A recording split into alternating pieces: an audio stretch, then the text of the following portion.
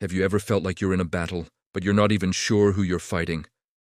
Well, there are battles you choose, and then there are battles you don't even realize you're in. And one of the most exhausting battles a believer can ever fight is the one against God's plan, often without even knowing it. When God calls you in a certain direction, He always gives you a choice. You can walk with Him, or you can resist Him. But here's the truth, most of us learn the hard way. Fighting God's plan never brings peace. You can still pray, you can still attend church, you can look busy, but deep inside, something just feels off. You feel drained instead of energized, stuck instead of progressing, and busy but never fulfilled.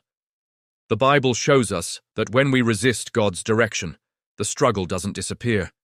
It actually intensifies. Just think about Jonah. God gave him a clear assignment, go to Nineveh, but Jonah ran.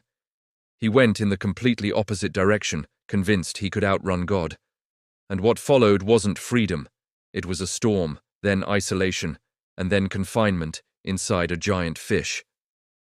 Proverbs 19:21 says, "You can make many plans, but the Lord's purpose will prevail."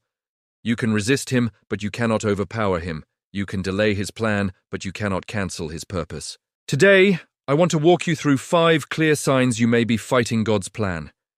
This isn't to shame you, but to help you restore your alignment with Him.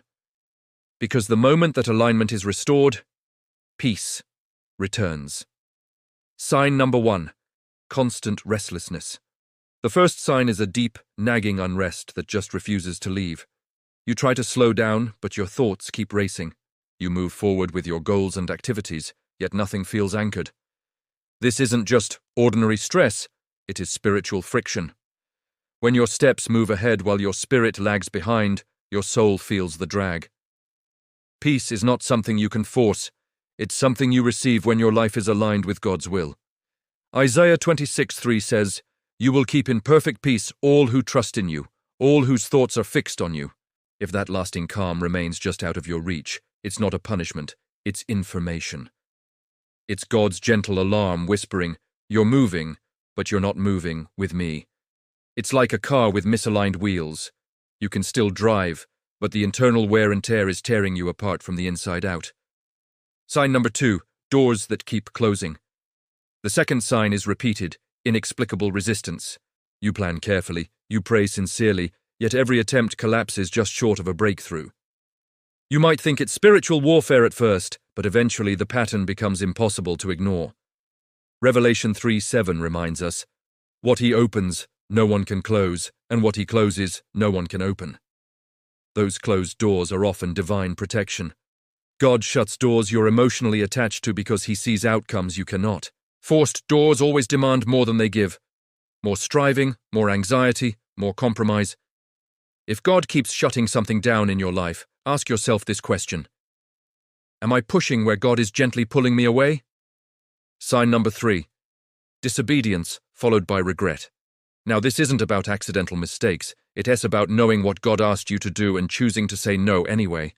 The instruction was clear. The conviction in your spirit was strong, but you negotiated. You delayed. You justified your actions. At first, disobedience feels easier or safer, but ease without obedience never lasts. Soon enough, regret takes the place of peace. Jonah thought running away was the easier option, but disobedience always costs more than obedience ever will. Disobedience creates chains, not freedom. When that feeling of regret keeps repeating itself, it's God saying, "I warned you because I love you. Come back to the path." Sign number 4, exhaustion without fruit. The fourth sign is being busy without being productive. You're doing a lot, but producing very little. Your schedule is full, but your spirit is completely dry. This is one of the clearest signs of fighting God because activity without alignment leads to total depletion. Psalm 127:1 says, "Unless the Lord builds the house, the builders labor in vain." Vain labor isn't laziness, it's misdirection. When God isn't the architect of your plans, your effort becomes exhausting instead of empowering. God's plan brings His grace with the effort. Resistance only brings drainage. If everything feels forced and burnout is increasing, God is signaling to you, "You're building, but you're building without me." Sign number 5, conviction that won't go away. Finally, there is a conviction in your heart you simply cannot silence. No matter how busy you get or how much you distract yourself, that quiet voice keeps returning. That inner tug doesn't fade.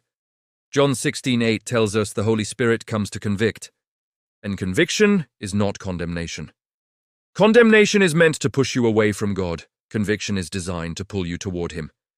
If God wanted to abandon you, that conviction would stop. The very fact that it persists means He is still pursuing your heart. He is inviting you back into alignment with Him. Most people don't fight God because they are rebellious. They fight because they are human. We fear uncertainty. We fear letting go of control. But God never asks you to release something without intending to replace it with something far greater. If you recognize yourself in any of these signs, the first step is just to be still. Stop forcing movement. Pray honestly. Bring your frustration to Him without sugarcoating it. And then obey quickly. Delay is just another form of disobedience. Surrender is not a weakness. It is the wisdom of aligning your heart with the Creator who knows the end from the beginning. In this alignment, peace replaces restlessness. Let's pray together. Heavenly Father, we lay down every place where we have resisted your will. We see the moments we ran instead of trusted. Today, we ask for the grace to release what we've been holding too tightly. Give us the courage to obey even when the path is unclear.